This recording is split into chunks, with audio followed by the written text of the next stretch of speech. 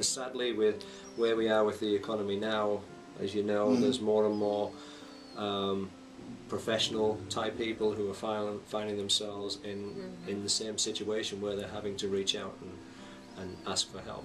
Absolutely. Beginning of this year or last year, we actually had excuse me, a couple of attorneys who have been constant givers to us, who ended up calling us and saying, we need help. Right. They both lost their jobs, they still had the mortgage to pay, they still had the cars and everything. And you know, the conversation around the dinner table at night now has changed somewhat for a lot of people. It's definitely changed. It's do we buy the medication? Do we make the car payment? Do we pay the rent? Or do we actually go out and buy food? You know, and it's sad when you're hearing that these are the kind of conversations that our day-to-day families, out there. Especially when there's so much excess. Because there's so much excess. We know it's there. So much waste. That's the thing that. It really bothers me. So part of my passion and why I started this is to try to create better distribution channels, try to create something more sustainable. Yeah. Getting the things that were to be thrown away to you guys and connecting food banks to better resources, and hopefully we can find a way, through all this to reduce all of the work that we have to do because people will get food.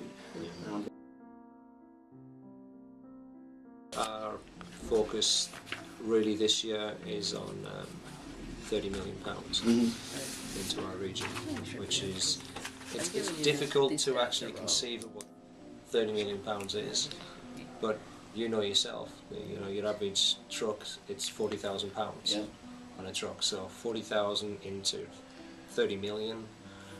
That's a lot of food you're moving around. Quite a bit. Getting out to the people that need it, getting out to our agencies so our agencies can feed their communities. It's a big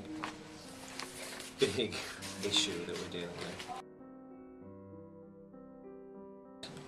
One of the most staggering facts, before I even came on board here at the food bank, I obviously did my research, and when you find numbers like 650,000 people who don't know where their next meal's coming from, and you go, okay, just pinch me a second, isn't this Washington DC? Yeah. The centre of the universe for all intents and purposes, and we've got third world problems going on in our doorstep. It's more wealth in this city than almost every community can find. I know you've got all that federal wealth out there and everything, yet we still have issues like this going on every day. And it's our friends, it's our neighbours, it's and it's one of those things that people, they don't want to talk about it.